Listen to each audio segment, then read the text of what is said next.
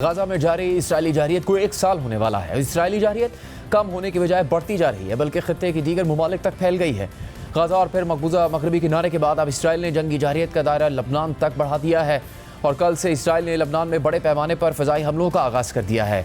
कल इसराइली तैयारों ने लबनान के कई मकामात को निशाना बनाया, जिनमें अब तक 550 से ज़्यादा अफराद मारे जा चुके हैं और 1800 से ज़्यादा ज़ख्मी हैं। इन इसराइली हमलों को 2006 की जंग के बाद लबनान पर सबसे बदतरीन इसराइली हमले करार दिया जा रहा है। इसराइल और हिजबुल्लाह के दरमियान जारी इस कशीदगी से खित्ते में मजीद खौफ का माहौल पैदा हो गया है। इसराइली हमलों से बचने के लिए हज़ारों लबनानी शहरी अपना घर छोड़कर नकल मकानी पर मजबूर हो गए हैं। कल लबनान के मुख्तलिफ शहरों और कस्बों पर इसराइल ने शदीद बमबारी की। BBC के मुताबिक इसराइली फ़ौज ने कहा है कि उसने पीर को लबनान भर में तकरीबन 1600 मकामात को निशाना बनाया है। इन हमलों का मरकज़ जनूबी लबनान था, तहम मुल्क के मशरकी और शुमाल मशरकी हिस्से भी इन हमलों की जद में आए। जबकि लबनान की वजारत सेहत का कहना है कि अब तक 558 अफराद जाम बहक हुए हैं, जिनमें 50 बच्चे भी शामिल हैं।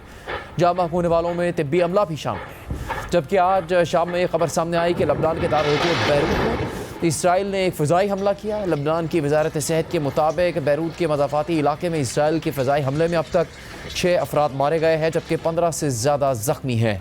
इसराइली हमलों के जवाब में लबनानी मिलिशिया हिजबुल्लाह ने भी इसराइल की जानिब 100 से ज़्यादा मिसाइल्स फायर किए। गुज़श्ता साल अक्टूबर में गाज़ा में इसराइली जारियत के बाद से हिजबुल्लाह और इसराइल में कशीदगी रही है और दोनों एक दूसरे पर हमले करते रहे हैं। मगर गुज़श्ता रोज़ होने वाले हमले 2 दहाइयों के बाद लबनान में होने वाले सबसे बड़े इसराइली हमले हैं। CNN के मुताबिक लबनान ने गुज़श्ता 2 दहाइयों का सबसे ख़तरनाक दिन देखा। सिर्फ पीर के दिन इन हमलों में तकरीबन 500 अफराद जाम बहक हो चुके, जिनमें बच्चे भी शामिल हैं। ये तादाद इसराइल और हिजबुल्लाह के दरमियान 2006 में होने वाली 34 रोज़ा जंग के दौरान मरने वाले कुल लबनानियों की तादाद का निस्फ है। लबनान में कल होने वाले इसराइली हमले अचानक से नहीं हुए, बल्कि गुज़श्ता कई दिनों से इसराइल और हिजबुल्लाह के दरमियान जारी कशीदगी में इजाफा देखा जा रहा था और इसराइल से लबनान में बड़े पैमाने के हमलों की पेशगोई आ रही थी। इस सिलसिले में इसराइल के वज़ीर दिफ़ा का एक बयान भी सामने आया था। 18 सितंबर को इसराइली वज़ीर दिफ़ा योव गिलाट ने इसराइली फ़ज़ाइया के अरकान से मुलाकात के दौरान कहा था कि सेंटर ऑफ ग्रेविटी शिमाल की तरफ बढ़ रहा है। हम अपनी फोर्सेस और तवानाई को भी शिमाल यानी लबनान की तरफ मोड़ रहे हैं। उसके बाद लबनान के शहरियों को फ़ोन पर इसराइली पैगामात मौसूल हुए थे, जिनमें उन्हें हिजबुल्लाह के ठिकानों से दूर रहने की वार्निंग दी गई। और फिर कल इसराइली वज़ीर आज़म नेतन्याहू ने भी अपने एक वीडियो पैगाम में लबनान के शहरियों को हिजबुल्लाह के ठिकानों से दूर रहने की वार्निंग दी थी।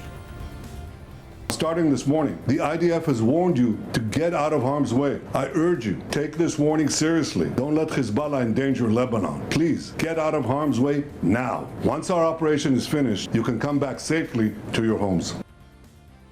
लबनान में इसराइली हमलों के बाद ये बात सामने आ रही है कि इसराइल जंग के जरिए हिजबुल्लाह पर मुज़ाकरात के लिए दबाव डालना चाहता है। अल जज़ीरा के मुताबिक इसराइली वज़ीर आज़म नेतन्याहू का कहना है कि वो इन हमलों के जरिए शुमाली इसराइल में इसराइलियों को उनके घरों में वापस लाना चाहते हैं और इस सिलसिले में फ़ौजी दबाव हिजबुल्लाह के रहनुमा हसन नसरुल्लाह को दोबारा मुज़ाकरात की मेज़ पर ला सकता है। अल जज़ीरा के मुताबिक इसराइल गाज़ा और लबनान में एक मजबूत पोजीशन में बात करके डील करना चाहता है और इसलिए वो हिजबुल्लाह और हमास के दरमियान ताल्लुकात को ख़त्म करना चाहता है। लेकिन हिजबुल्लाह ने अपनी तारीख़ का सबसे बड़ा नुकसान उठाने के बावजूद ये साबित किया कि वो इसराइल के अंदर तक हमले करने की सलाहियत रखती है और इसी वजह से इसराइली काबीना मुल्क भर में खुसूसी सूरत हाल की मंजूरी देने पर मजबूर हो गई, जिसमें कर्फ्यू और जबरी इनखला शामिल है।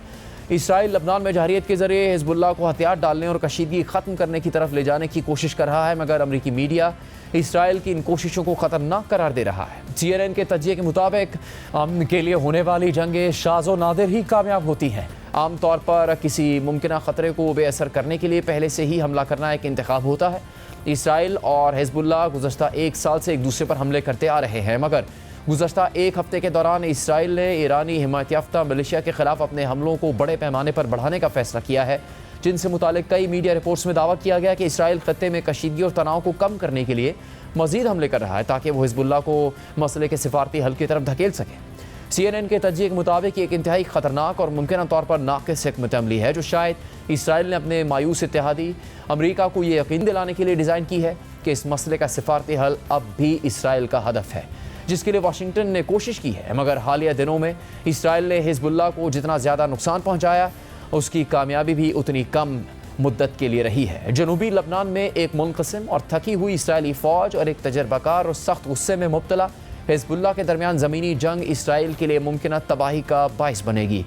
मगर इसराइल के इस मुमकिन ज़मीनी ऑपरेशन के हवाले से खुद साबिक इसराइली फ़ौजी इसराइल को खबरदार कर रहे हैं कि ज़मीनी ऑपरेशन उनके लिए ख़तरनाक साबित हो सकता है। अल जज़ीरा के मुताबिक इसराइली फ़ौज के साबिक तर्जुमान ब्रिगेडियर जनरल रोनन मेनलिस ने एक इसराइली अखबार को बताया है कि अगर इसराइल लबनान में अपने ज़मीनी ट्रूप्स भेजेगा तो इससे हिजबुल्लाह के सरबराह हसन नसरुल्लाह का सबसे बड़ा ख्वाब पूरा हो जाएगा। उनका मज़ीद कहना था कि इसराइल हसन नसरुल्लाह को शदीद दबाव के ज़रिए सफ़ेद झंडा लहराने के लिए मजबूर करने की कोशिश कर रहा है, जो शायद उनकी खुसूसियत नहीं है। इसराइल और हिजबुल्लाह में गुज़श्ता साल अक्टूबर से कशीदगी रही है, मगर 16 सितंबर को हिजबुल्लाह के ज़ेर इस्तेमाल पेजर धमाके से फट गए और अगले ही दिन वॉकी टॉकी धमाके हुए। इन धमाकों में 37 अफराद मारे गए और 3000 के करीब ज़ख्मी हुए। लबनान ने इन हमलों की जिम्मेदारी इसराइल पर डाली और अब इसराइल ने लबनान में बराह रास्त फ़ज़ाई जारियत शुरू कर दी है। लबनान में जारी हालिया इसराइली जारियत पर दुनिया भर से रद्द-ए-अमल सामने आ रहा है। आज अक़वाम मुत्तहिदा की जनरल असम्बली से खिताब करते हुए अक़वाम मुत्तहिदा के सेक्रेटरी जनरल एंटोनियो गुतेरेस ने कहा है कि हमें लबनान में बढ़ती हुई कशीदगी से खौफज़दा होना चाहिए। लबनान तबाही के दहाने पर है। दुनिया लबनान के एक और गज़ा बनने की मुतहम्मिल नहीं हो सकती। जबकि जनरल असम्बली के इजलास में अपने खिताब के दौरान अमरीकी सदर जो बाइडन ने इस हवाले से बात करते हुए कहा कि लबनान और इसराइल के दरमियान कशीदगी बढ़ रही है, लेकिन सिफारती हल अभी मुमकिन है। लबनान में बड़े पैमाने पर जंग किसी के मफाद में नहीं है। देखिए कि अमरीकी सदर जो बाइडन ने गाजा के हवाले से क्या कहा। In Gaza are also going through hell. Thousands and thousands kills, including aid workers. Full-scale war is not in anyone's interest. Even if the situation has escalated, a diplomatic solution is still possible. As we look ahead, we must also address the rise of violence against innocent Palestinians on the West Bank and set the conditions for a better future, including a two-state solution.